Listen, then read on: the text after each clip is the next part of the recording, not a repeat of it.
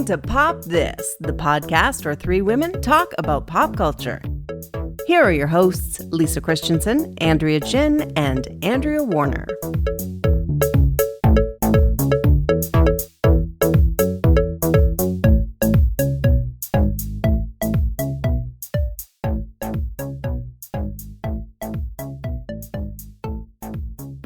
So I think I have a yoga injury. Is that possible? Oh, is it your groin? Yes. It is? No, it's my shin. And I think it's, I got really excited for the new year and I thought, new year, new me. I'm going to do 20 minutes of yoga every day. And now I've done something to my shin and I think it's from the downward dog. Oh, yeah. And I'm going to have to give up. I think my downward Like dog. the front, like the front of your lower leg. Yeah, my shin. And I'm limping again. It's the same. It's the same leg as the broken foot. So I don't know if that's connected. Oh, yeah. But I feel like That's a very unusual yoga injury because usually it would be like your hamstrings because like if you're doing a downward dog or something, like I would think. Yeah, you'd think it'd be the back. But when you side, do not that, the front. the cycling of the feet, Yeah. wouldn't that sort of can get to your shin, right? For sure. It can stretch out the front of your shin. I'm very disappointed in this beginning of the new year with a yoga injury, and it just feels like a joke that I don't feel like I'm going to get anyone to be sympathetic toward me. If I have a yoga injury. I intended to do yoga every day and set an alarm in my phone, and it is January 18th, and I have not done that once. So you're doing better than I am. Every single day, there is a notification that pops up on my computer, and it says, do yoga. And every single day, I ignore it. Well, maybe you've not injured yourself. There you go. Lisa was a cautionary tale. Yeah. What I've seen, I shouldn't be doing yoga. I've been doing it right all along. You See, have like been. what I'm hearing is that you shouldn't make resolutions to do things because that's just a curse and something will prevent you from doing it. I will say I have injured myself at yoga in the past. And in fact, it was during downward dog. And so I was going to a body inclusive, all sizes yoga class. And I was really enjoying it. And I was having a really good time. But one day we had an instructor who just frankly, I think was too thin to teach fat women. And I'm just going to say it. Sometimes that exists. And she had us doing downward dog for too long. And I ripped I pulled an arm muscle. I heard the tear. And then I couldn't put any weight on my arm. And I flopped onto the ground. And it was a legit yoga injury. And it really ruined a lot of... I kept going back, but I had to modify every single thing that I did for the next 6 to 8 months. Did everyone else in the class hear the tear? Because I've been in yoga class and heard a fart. And it was... and it is... A body tear, I gotta say, is not quite the same as a fart. A fart is a strangled cry for air, and a body tear is more just an inner crumbling of the system. Yeah. So that's how I would describe So this. what happened? Did you have to just quit the rest of the class? No, I kept going back, but I had to do modified poses for everything, and I could never... I've still, honestly, to this day, never done another downward dog the way that you're supposed to. I only go up on my elbows because I'm just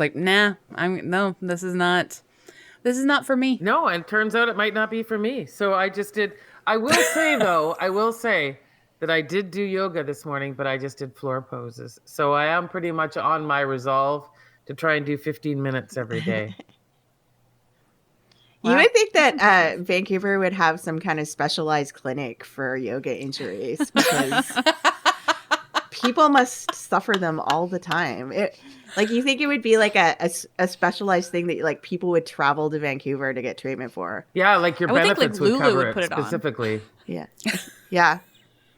Oh, you're in Vancouver? We have a special dispensation for yoga injuries? Yeah. That and hiking. Or- We have special knowledge Special just because knowledge. of the amount of and different kinds of injuries that happen so often. Oh, your digestive tract isn't working? We have a special dispensation for smoothies for you. You're right. We need to adjust our benefits package for living in Vancouver. Yeah. I mean, now that you say this, I honestly actually can't believe these things don't exist. Maybe they do, though. Maybe we're just not going to the right clinics. For yoga injuries? This is my guess, unless there's something else, but I know that I really lean into those downward dogs. They do feel good. I mean, there's no two ways about it. When you're having that good stretch, I can see why my dogs enjoy them so much. Yeah. Maybe you just went at such an extreme angle. I mean, this is weird, and I don't normally pivot us to the episode so quickly, but like, I just have to say, like, this is such a good segue, because one of the things I noticed the most about this new iteration of the film series is how physically fit all the victims were and how they could fight back. Like, a lot of them look like they've been doing like real boxing and power yoga for a long time. And like, it didn't matter how many stabs they received. Most of them took a lot. Most of them were able to like kick, fight back, and like sustain multiple, like kids are different 25 years later by evidence of this film franchise.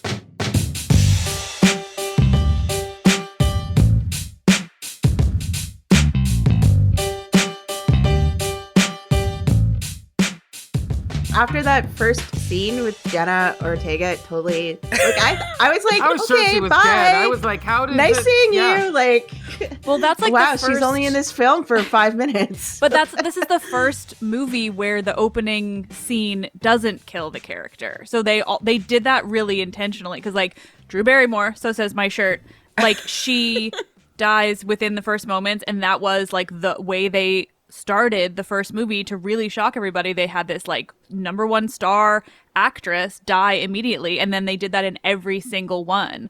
So it was exciting to me that Jenna Ortega didn't die, because it was like a full, okay, like what are they doing with this version of the series? Yeah, it was really exciting to me too. And look, we gotta pivot now. I'm Andrea Warner. I'm Lisa Christiansen.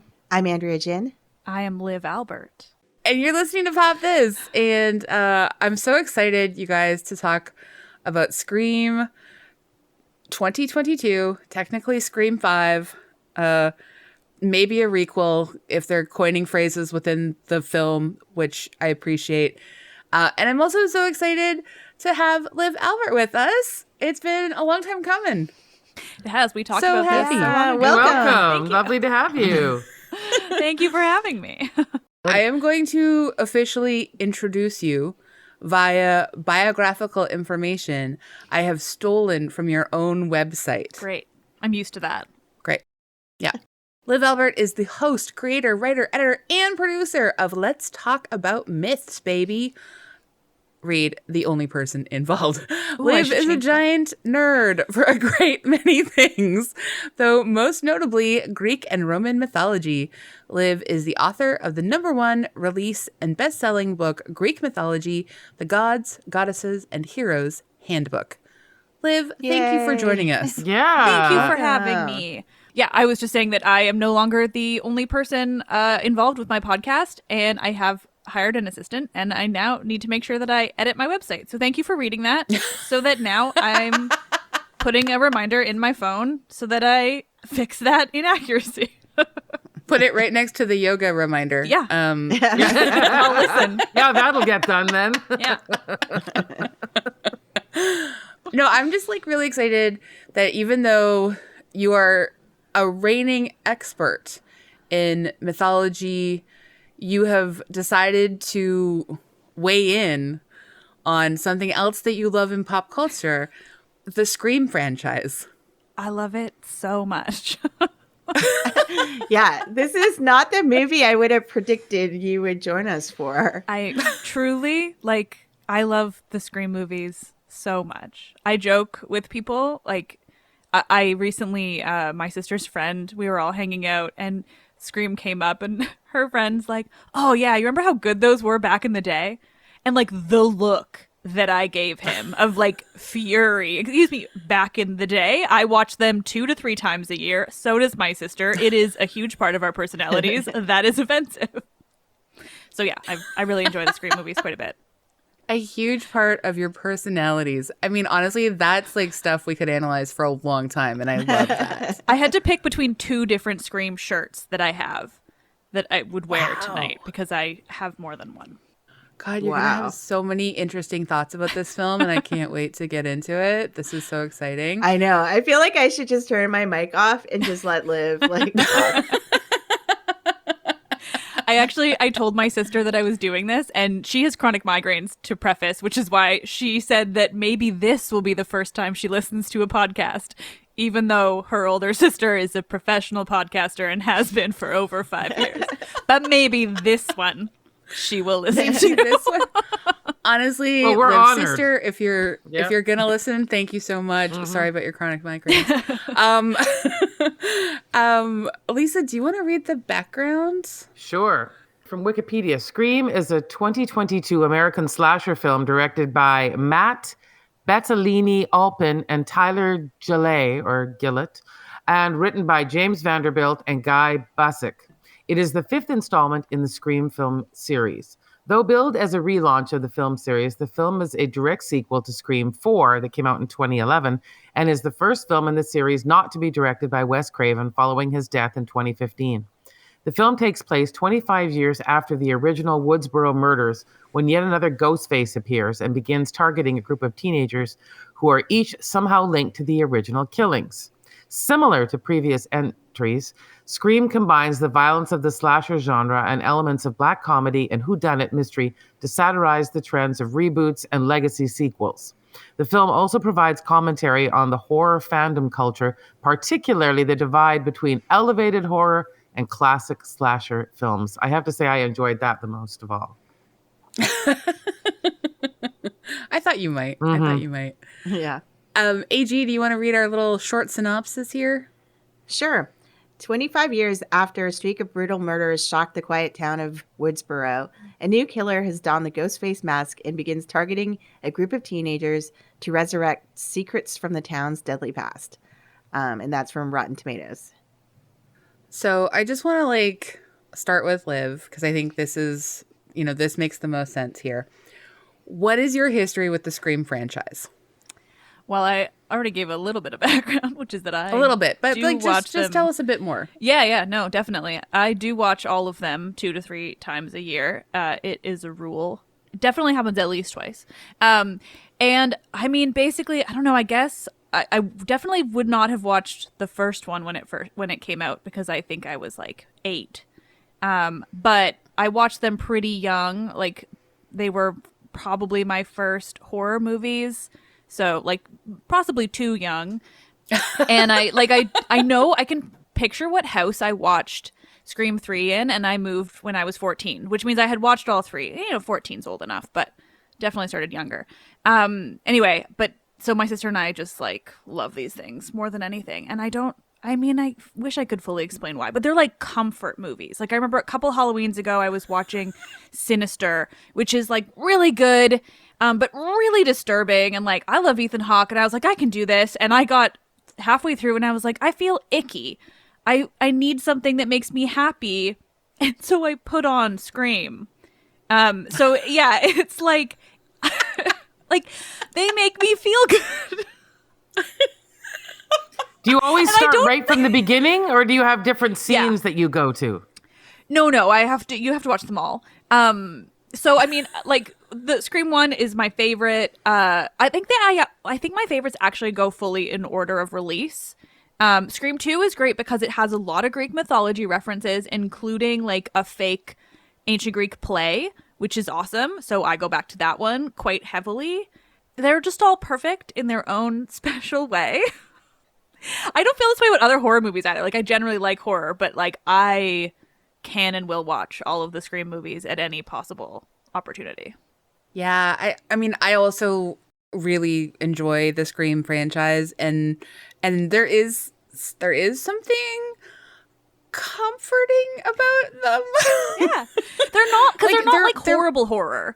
They're fun horror. Well, they're funny.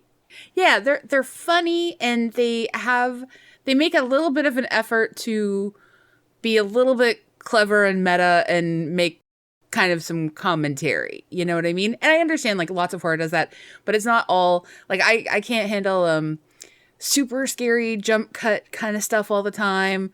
But if I'm sort of like engaged by the characters and laughing periodically, that makes it much easier for me to get through a film. And once you know when everyone's going to be stabbed in Scream, you know, not as many surprises when you return to it. They really like invented the meta horror in this form though too, like this specific type. Because in Scream 1, it's pretty heavy-handed, and Scream 2 also, and like because then as soon as they have a second one, they start having all the meta commentary on like the sequels and what it's like to have a sequel and what that means. And yeah, I mean that's definitely my favorite part about it. Sorry. I'm talking too much. No, please. So Lisa, AG, do you guys have like a history with Scream franchise? No, not at all. No, negative. The first time I watched Scream was when we did it. What? Yeah. I don't remember that was your first time. Yeah. Wow. Yeah. I didn't even watch it at that point. This is the first time because you weren't. Oh wow, sweet. This is the first Scream I've ever seen. I don't watch horror films. I am like the equivalent of like. Yeah, this is a hard place to start. I'm the equivalent of like some random person living in Woodsboro that's just like, I guess there's crazy murders happening, but I'm not going to worry about it. It's just something. Seems to be just within a teen group, so I don't really think I have. Yeah, much exactly. To worry about. Yeah. I have to say a big nod in the movie to Modesto, California at the beginning, because that's where my rescue dog is from. So it was a little bit, upsetting to him when I said, "Hey, look, buddy, there's Modesto." And I could see he was like, let's not go there. Because he had escaped those violent murders. The dangerous life of Modesto and Woodsboro. So, yeah, good for him. So, AG, this is your very first one. Lisa, is this the second Scream film you've now seen? Yes. Okay. Wow. Okay. This is a very exciting food for this conversation. I can't wait. We're at extreme ends I know. I was going to say, extreme ends. Extreme ends. Yeah. I mean, I do love them all, but I can't remember. I don't really remember Scream 3 that well, and I remember Scream 4 because I was reviewing it, so I had to like really like, and I interviewed Nev Campbell for it and stuff like that. So like, I feel like I remember that film a bit better. And so now I want to go back and rewatch them all because I haven't watched. You should. 2 and 3 in a long time. You should. 3 is great. Apparently, you can watch them every year, many times. Twice a year. Scream 3 is great because that's when Courtney Cox got baby bangs, and they look absurd. And it's like she managed to avoid ever having to film a scene of Friends with them. I don't know what she did, but it's like only in Scream, and they are so weird in the greatest way. And like Scream 3 is great because the meta commentary is that they're making the movie of Scream, and so each character has actors that are playing them in the movie, and there's like cameos from all these enormous people. It's incredibly fun. Scream 3 is great. Plus there's ghosts. Doesn't make any sense. It's perfect anyway. I stand by it. And doesn't Scream 3 kind of hint at like the gross Harvey-ness of the connection to these films as well? Oh my god, it does. Yeah, I hadn't made that like explicit. Wow. And that's like really early because that's still that's a few years before not a few years, people like knew 20 in Hollywood, years, but like people knew in Hollywood, but to be open to can doing you it. don't want to give it away. I mean, no, give it. It's fine. I think at this point, if you haven't seen we're gonna it, 20 years. We're gonna spoil all the films. Yeah. Sorry, it's just the way it is. Yeah. Scream 3 has a whole side story where like the producer of the movie, it had like an quote unquote affair. Like it was definitely coerced affair with Sydney, Nev Campbell's mother, is like the backstory on that whole thing. But I also think that they are Weinstein movies, or the first ones are. So that's like, I'm pretty sure the first one is. So that's like even more hardcore. It's definitely hinting at Harvey Weinstein and Weinstein's company Miramax produced the first several of these films. Yeah. Can I jump ahead with a question that I had watching this movie? Sure. I don't know if it's kind of fits, but how did everyone feel about the fact that Billy comes back as a ghost and is kind of cool and helpful? Yeah. And he's so CGI'd. Like he looks like exactly in the first movie. I love it. Yeah. It was wild and uncomfortable. Yeah. Okay. I will say personally, at first I was like, oh, I do not like this. This is not great. Like, but I appreciate that this woman is concerned that she has inherited her father's tendencies, and she seems to be taking medicine for some kind of psychopathy. We don't know. Like we never see her take a pill after she leaves Modesto, so we don't really know what her issues are. And then the fact that he morphs into some kind of like weird like redeemer character, like where he's being redeemed by cheering his daughter to own up to her own stabby inclinations, and all the vicious extra stabbing at the end. I did had some conflicts in there, and yet at the same time I'm like, well, damn, it's good to see Skeet Ulrich in this.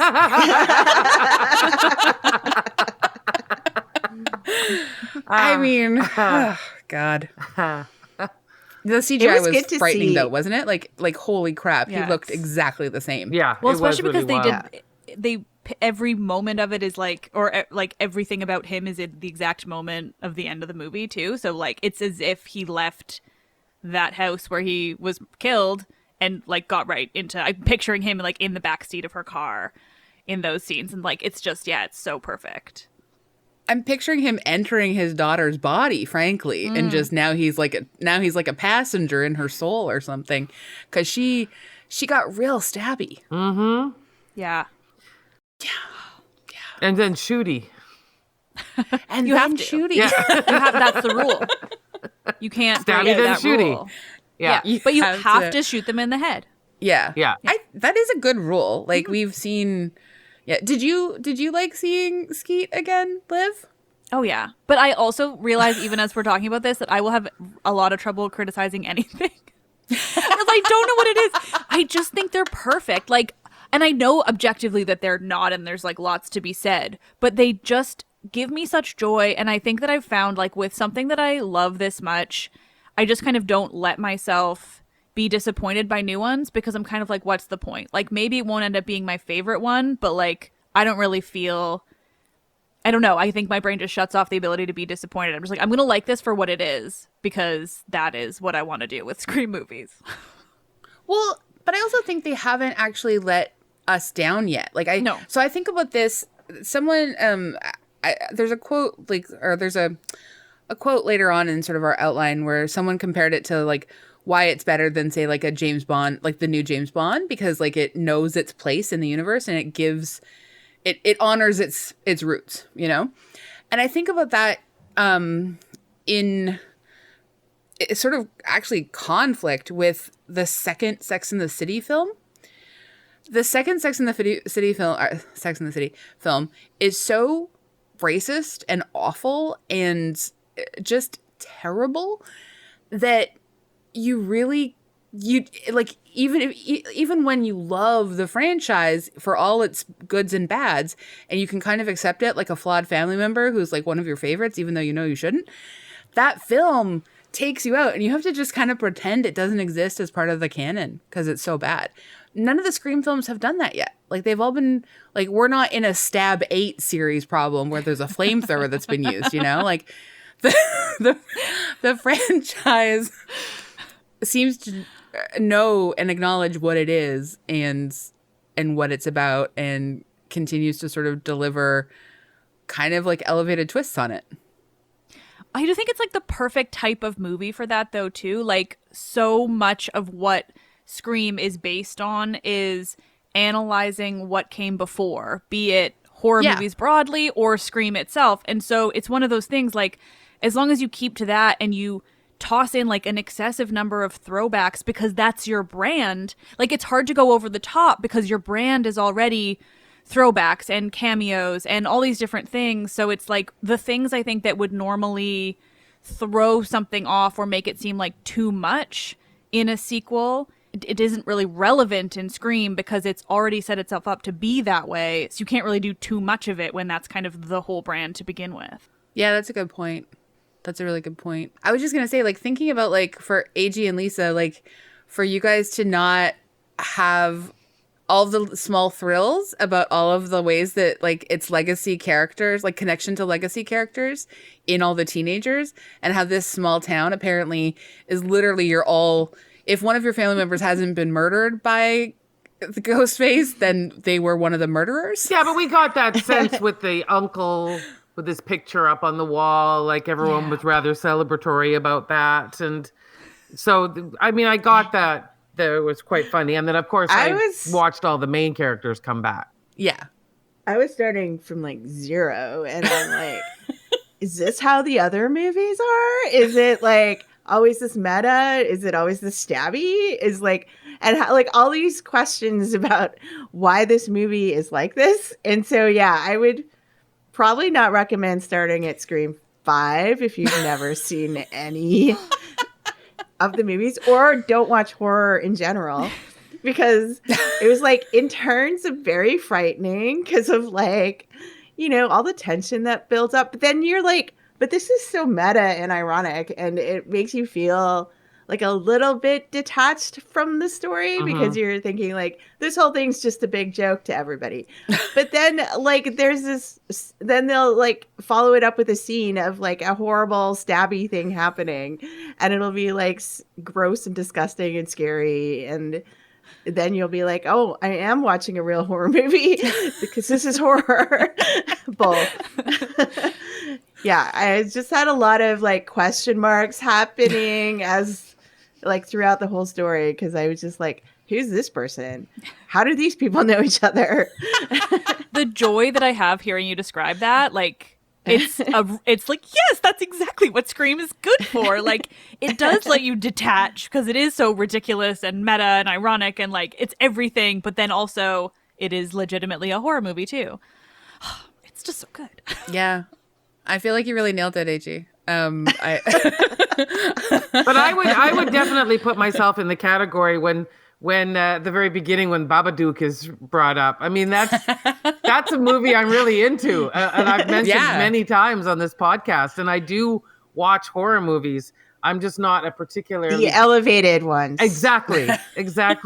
Yeah, and I draw a distinction between that and the slasher film. I'm not a huge slasher film fan, and so while this was meta and fun, sometimes it was just a slasher film. And it was really disturbing. Like, in particular, I have to say, watching that mother and son get killed on the same broad daylight day, like, that was just really upsetting. He was just, like, setting the table and, you know, and she was just picking up sushi. Like, it seemed really unnecessary to me. But that's we what didn't Scream know is. them for hardly any time. I mean, Drew Barrymore gets disemboweled in the first 10 minutes of the original movie. Like, and they used her so intentionally so that people would think the whole movie was about her. She was on all the posters. Like, they set it up so that she was the star of this movie, and you literally see her guts hanging out of her body from a tree in the first 10 minutes. And so I think that, like, again, like, that's always been the point, in the way that I think if that's what you're going to Scream for, like, that's what's so great, is that it is also deeply horrifying. Like, it is a slasher completely. To me, like, I'm not a huge fan of other slashers. Like, I enjoy them, but, like, the thing that makes Scream special to me is that it is a slasher, but it is also, like, hyper aware of itself and its genre, and, like, intentionally playing into so many of those things, including just, like, broadly talking about all the big slasher movies all the time. In just a very, it's rewarding. I love it. I will keep saying that. I'm sorry. Yeah, I mean, the slashiness of this one I thought was much more than the first one. So I think they have increased, at least to me, they've increased the blood count and the stab count. I also like, so that took me a little bit to get used to. And And that is a saturated ending. Let's just put it that way. There's a lot that happening. manages to be surprising to the very end. It honestly does manage to be surprising to the very end. And the fact that they keep teasing everything that you know is going to... So they refer to a flamethrower so many times, and then like one of the people gets set on fire. And so this is terrible, but like, I think one of the things I enjoyed most, I mean, I really love Jenna Ortega. So like, I'll just, anything that she's in, I'm in now. But I really appreciated the feeling of camaraderie between Sydney and Gail, and seeing the two actors together, and like how they can still sort of like crack jokes and be devastated and be trauma bonded in all of their ways. And now this is a big spoiler for this film series. I was devastated when Dewey died. I wouldn't believe it. Like, me neither. Yeah, I've never has a horror movie death affected me in that way. Like, I was watching it with my sister, and I think we both just like paused it to just look at each other and be like, did that really happen? Like, did that seriously happen? Yeah, I was not anticipating it. Also, yeah. Killing Dewey, I understand it because he's kind of like the heart and soul of the franchise. Like, I get if you really want to do like a big, like the biggest gutting to all of us would be like killing Dewey. But also, like, I gotta say, David Arquette has got to be the cheapest of the three to retain. Why get rid of him? Like, I understand you're not going to get rid of Neve Campbell because you got to keep like the hope of Sidney Prescott alive or whatever. But like, given the fact that she's quit the series because they won't give her the money that she feels she's warranted as the heart of the franchise, and she's not going to be in 6, it was shocking to me, frankly. I think they probably regret it now because of that. You know, like I think you're probably right, and probably now they're thinking like, oh well, it's too bad we killed off Dewey because we could have had him and Courtney Cox come back pretty easily. It would have been so easy. And also, like, Dewey's evolution over these movies has been really kind of extraordinary. Like, I mean, Gail's evolution has been great too, but like, I just really think like we've watched Dewey go from like a man that you would be able to call Dewey with a straight face to like a man that you're like, well, this is uncomfortable that I'm still calling you Dewey 25 years later. Like, aren't you Dewford or something? Like, I don't know. What's the long name of Dewey? Yeah. I hope it's not Dewford. I'm not gonna lie. Could just simply be a nickname, and his real name is something like Richard. But yeah, or right. like Dwight or something. I feel like it might be Dwight, actually. Oh, that's right. Maybe it's Dwight. Yeah. That's reasonable. Yeah. Did Dewey's death hit you guys hard, or was it kind of like, well, this too bad for this guy? Well, first of all, Dewey's a real given name. I just looked it up. So now we know. But yeah, I felt like even though I only knew him for part of one movie, I understood that like he was a nice guy in the heart of the movie, and I too was sad when he was murdered like that, because it looked like he was succeeding for a hot second. I always think it's bold when you kill off your major actor characters, such as David Arquette is a major actor, but he was in the original. In the Scream franchise, sure. He is. Yes. I think the last thing I saw of him was actually a thing at TMZ where he was screaming at someone on the street. So it was a scream. So there you go. All right. On brand. Yeah. I want more for that legacy. I also actually like, you know, I know that like, so David Arquette and Courtney Cox fell in love in the first Scream film and then got married and it became a whole thing. And I know that they've divorced, but like they have very good chemistry together. Like I really felt it like when they had their few scenes together. Mm-hmm. I also think they have like they openly have a good divorce because they ran a production company together well after their divorce. So I think they've always been like, it's nice. They can still do these movies together and other ones and they do have really great chemistry. I love them. I have a question. How do you feel about like Sydney and Dewey not being in Scream 6? Are you worried about Scream 6? I think I'm back to what I said earlier, which is just that I will never have my hopes so high that they will be dashed. Like I will just enjoy it for what it is. But yeah, I mean, the Dewey thing I'd prepared myself for after it was for sure that he had been killed off. But I am disappointed in the Neve Campbell because also, like, it sucks the reason why, like, that they weren't going to pay her worth as, like, the face of this entire series. So it definitely puts, like, a, you know, I mean, it not only is unfortunate for the movie itself, but it also makes you kind of like, ugh, well, that's a real just poor behavior on their part. Especially for a franchise that, like, continues to at least depict, I'm not saying it happens behind the screen because we know that there's been a lot of creepy people involved behind the screen, but for a franchise that continues to sort of like try and sell us strong women who can survive, women who you know, sort of vanquish misogynistic violence, internalized misogyny, like that's not a great look on the part of the production company. Yeah. Agree. Yeah, it's just generally a bummer. Did you watch the trailer for Scream 6 this week? No, I didn't know there was a new one. I kind of like to avoid seeing too much. I've seen all the ads that show up, and I know like it's heavy in New York, which I do also, I should say, I think that will help it. Like, I think the fact that they've decided to do this first one, like outside of Woodsboro, will at least like separate it from the originals enough that it'll be easier to deal with. No, Sydney. Yeah. I won't give anything away, but I was pleased at the end of this film that a number of people had actually survived. Like a number of the teens did survive their assaults. I have two questions. One, where did the character Liv go? Is Liv like, was she like a third murderer and she just disappeared? She just vanishes. That's interesting. I wonder. She just takes off. Yeah. Yeah. And I just feel like there were a lot of things that they had to coordinate. It might make sense if she's like a third murderer and so she gets away and then like she comes back for the sixth installment. Yeah. Number 6. Yeah. Or even like wasn't a murderer in this case, but also did not get the bonding experience with the other ones. So maybe she will become the murderer in the next one, or someone associated in that way because she missed out on the bonding experience. Because the whole point of them having so many people to survive is to directly set up, like, basically doing Scream 2 all over again, where that many of the original cast survived and they have to go through it all over again. Particularly having I'm going to forget his name, but Jamie Kennedy's character from the first two, like having his relative survive is so intentional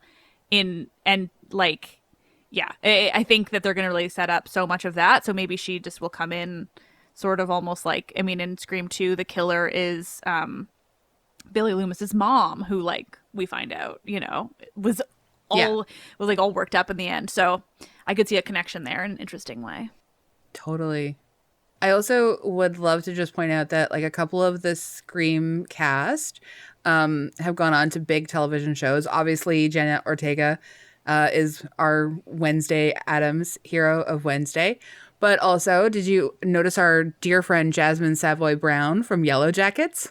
Yes, and also Jack from Lost, from Jack Quaid from The Boys? Yeah, from The Boys, yeah. So I have a question. I never watched The Boys. I haven't watched it yet. Is he good in that? He is. I know you're going to call him a Nepo baby, because he is, but... I mean, I'd say a lot of the people in this film probably have some Nepo baby stuff, and it's fine. But I looked at him and I was like, he just really wants to be Joshua Jackson so bad, and he's not good enough to be Joshua Jackson. That's what I was. Yeah, weren't they watching Joshua? Wasn't she watching that Dawson's Creek? He's in. Yeah. Well, they were watching Dawson Creek for sure, but also Joshua Jackson, I think, is in one of the Screams, isn't he? Maybe briefly. Oh yeah, no, yeah, he's in the classes in Scream 2. He's like a background, not background, but yeah, he doesn't play a big role, but yes, I can picture him debating horror movies in class. Because I know these movies fairly well. Anyway, I enjoyed the trailer for Scream 6. I thought they did a good job. It's all on a subway and it's great. And It's creepy and freaky. It made me look very much forward to Scream 6, which I honestly could not have predicted that last year. Last year I was like, oh, another Scream, fine, let's give it a shot. We'll see what we can do. When it got to the end of the film and there was the dedication for Wes, that also made me a little teary because I don't know, just anyway. But yeah, and then we saw the trailer and I was like, okay, hell yeah, let's fire it up again. I'm very excited about this. I did not know ready. that I would be. Oh, yeah. What's your other Scream shirt? You told us you had two. Yeah, so this one to the listeners is the scene of Drew Barrymore screaming into the phone. And also the only person I ever get told I look like is Drew Barrymore. So I figured it was just like particularly appropriate in a lot of different ways. And my other shirt just has Ghostface and then it says the Woodsboro Horror Movies Club or something like that. It's pretty fun. It's so many inside jokes to be a Scream fan. I think that's got to be fun. Oh, yeah. I mean, that's the thing. There's so many references. Like, actually, I think I'm going to take this as an opportunity to share. One thing I noticed while watching Scream 5 that I didn't notice while watching the others that I've seen a trillion times is that the best is, like, I don't know, I forget how full disclosure, I didn't get to rewatch this before recording. So the last time I saw it was approximately 2 whole months ago.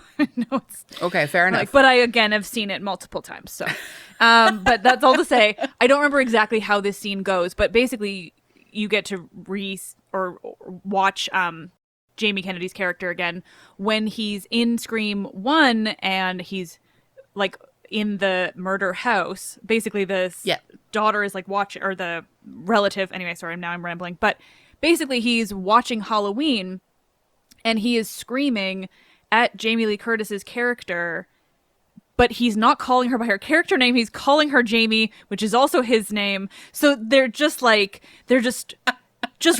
it all up, like the level of meta of him screaming Jamie with the killer directly behind him, screaming at Jamie Lee Curtis to look behind her. And it's a good reason why I think these movies are just so much more enjoyable than like 90% of other slasher, if not all. Like, they're just great. I will give you that. Yeah. Yeah. Did you guys think that Heather Dawn Wiener? That one? Yeah. Her last name always stumbles me for some reason. Anyway, did you think that Dawn Wiener was going to have a bigger role? I did. So I did not, because they introduce her as the sister that we'd never heard of in Scream 3. Because she's not in Screams 1 or 2. They invent her in Scream 3 to make so that she can give them the movie of her brother telling them what's going to happen if there's a third. And so she literally rolls up, hands them this, is like, it's so good to see you guys. And then like, I'm the sister. Oh, wow. You never knew I was here. And they like really play that up, that she is not in the first 2 movies. So to me, it fit that very well, where it's just another like, she's not in this because we just use her to play a role of being the connection to this character that matters way more. Yeah, I guess it's hard when you initially write a film in 1996 and you can't anticipate the many layers to which you're going to have to create an entire universe of characters that you can never really resurrect properly, since you have thoroughly made sure that they are dead as hell. But they do it in such creative ways with that. Like I love that moment where she comes on as this, as if she's always been there. And what a coincidence. He happened to make this movie so we can use this actor again and he can explain everything that's going to happen because it's really necessary that we use him, but we already killed him off. So here's this clever way, while also poking fun at how we didn't prepare for this in the first place.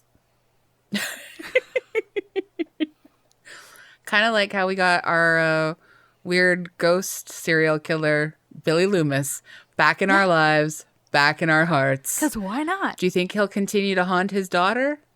Oh, I hope so. Guys, you would know. question. You saw a Scream 6 trailer. I saw a Scream 6 trailer. I haven't. But who, like, we haven't met. Like, their mom was conveniently out of town. Yeah, I guess but the film only took place over what, 2 days? 1 day? I think a few days because there were a lot of murders. Well, It they're seemed all to be they had pretty different- quick. Yeah, I would But say like maybe darkness, 3 or 4 days. daytime. I think it was like 3 or 4 days. I think. But like but the mother was out of town.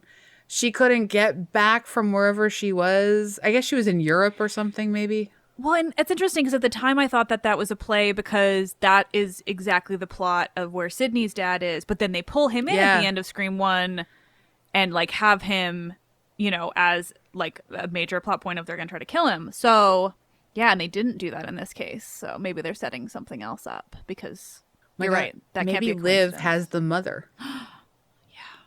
Anyway, I'm just writing Scream 6 right now I'm with excited. you guys. So Okay. were you freaked out, Liv, that that another character had your name? It's becoming more and more normal, but it has never been a particularly common name. So yeah, sometimes it does throw me. I mean, in a movie like this, I was more excited than anything else, I think. Yeah, of course. But you're like, why can't she have more of a presence? Yeah, Like, we don't know. I would like one of the bigger characters to be named Liv. Thank you. Kind of offended. I want that for you too. Thank you. Well, we love to say whether we think a movie or whatever we've talked about has popped. I personally think that this popped. Liv.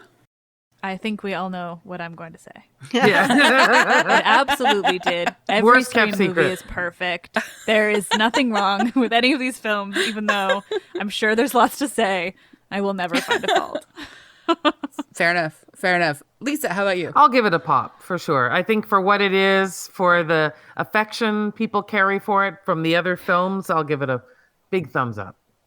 Plus, we've now seen Geely, so we know that We know what it looks like ever- to be really down. Yes. Yeah. Yeah, exactly. AG, how about you? can't- Well, like I can't not give it a pop because of Geely, but and I understand from like listening to this conversation mostly like why it's such a good franchise, and so I have respect for it. But like as a person who doesn't enjoy the horror genre that much, it was a big of a gory watch for me. Fair enough. And so I would sort of, put that caveat there. If for someone to not start on Scream 5, Yeah, no kidding. test the waters with one of the earlier The films. first one. And also just be prepared for it to be, still gory, even though it's kind of funny in its meta-ness. I do Don't think let that lull you into like feeling like I this know, is like, all just ridiculous. I know you don't like horror, but I do think now that you've seen Scream 5, like maybe just treat yourself and see Scream 1 so that you just close the loop on that, I think you'll appreciate it even like more now if you've seen 5 and then you go back and watch 1. Like what a gift. Wow, what a way to put Yeah. it. Okay.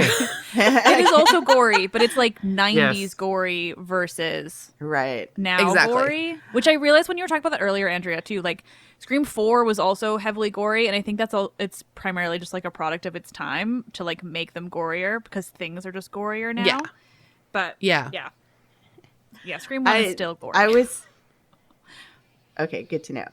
I was gonna just mention this kind of like unrelated story, but related. But during Halloween this year, I was in a grocery store, and some person was in there walking around with like a mask on, like a Halloween costume with a mask, just doing their grocery shopping. Not Not And I okay. was just like, that's not cool. That's not cool. Was it Who the does was that? it the Ghostface one? It wasn't a ghost face mask. It was Oh. like a gorilla or something like that. It was still very unsettling to see this person just like walking around in a mask. It's just like nothing. I knew it was like Halloween weekend, but still, don't do that. So this just forces me to share that I've been on TikTok heavily lately. It started because I was told that I should do TikToks to grow the podcast, and instead I just watched too many of them.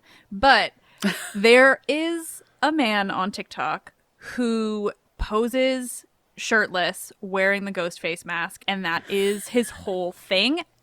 And I'm not going to pretend like I have a problem with it.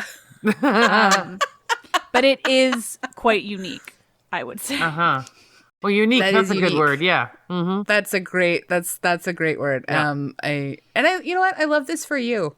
Thank you. Like that feels like That feels like, you really found your niche TikTok. Yeah. Everyone has a niche TikTok circle. That informs their TikTok algorithm. I can't even imagine what your algorithm is telling you. Jesus, amazing. It I might would be on an love alt that. TikTok, just to be clear. It's not. I'm not putting it on my It's Baby one.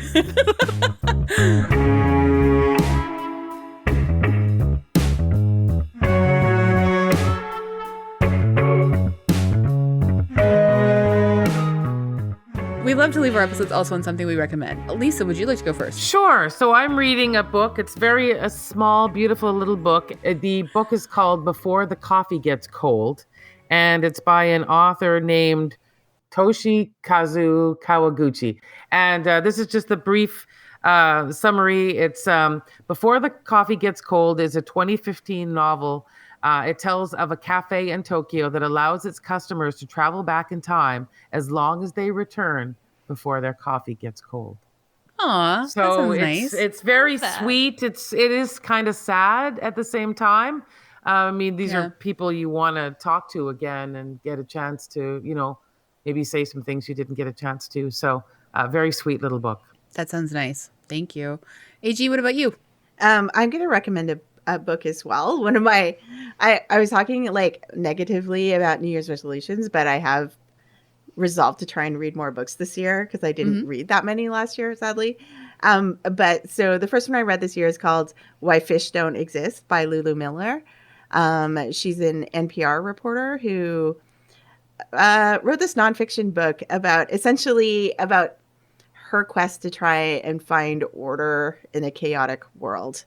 And it's very moving and, enlightening, and I highly recommend it. Oh my God. And it will explain to you about why fish don't exist.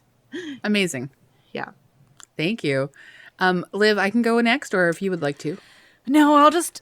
So essentially, like my entire life is Greek mythology in a way that I'm working on having it not be, and I've been like enjoying some things lately that are not mythology, but they're also things that I've already divulged, I think, enough vaguely embarrassing things about myself, including Ghostface.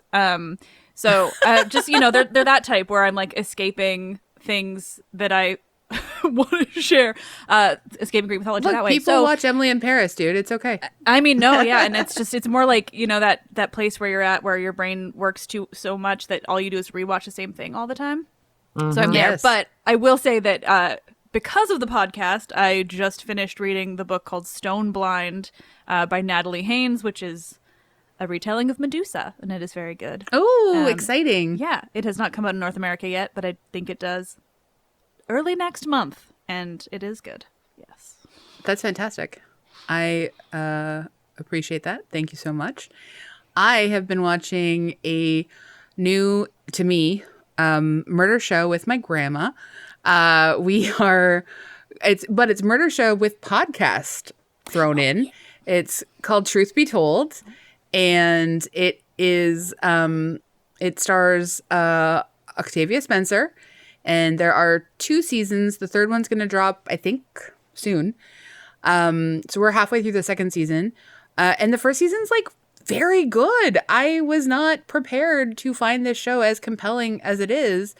Just because I wasn't sure how they were going to like balance the podcast elements and stuff. And, are they going to make the podcaster and true crime investigator like too perfect, but they allow her to be flawed and dogged, and she has a very compelling family.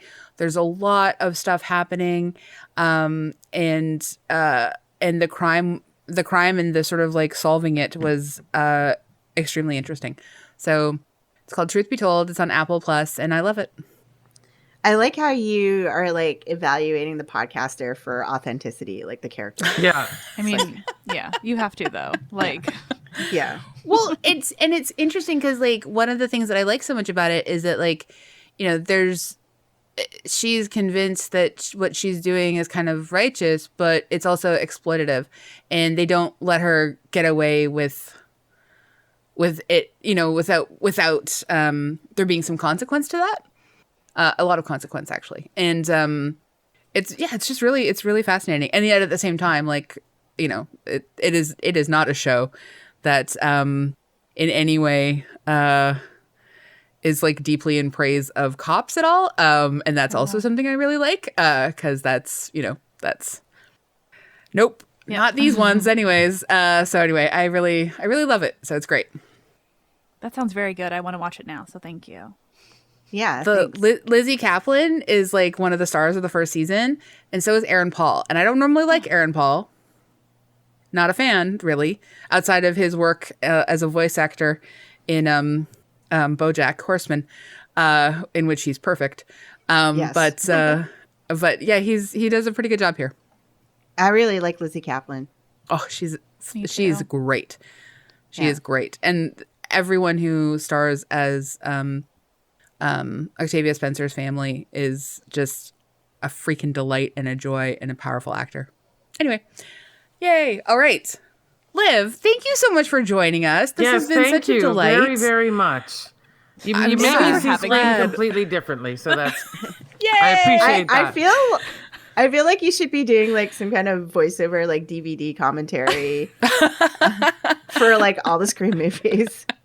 I mean, yeah, I feel like this was all just like, this is just perfect for me. Any excuse to just come on and talk about Scream. I mean, not only did my sister say that this might be the first time she ever pushes past migraines to listen to a podcast, but also her first reaction was just like, you're my favorite person. And I was like, I feel like I've done a lot of things that like could get me that as your older sister, but I respect that it is me talking about Scream on a podcast.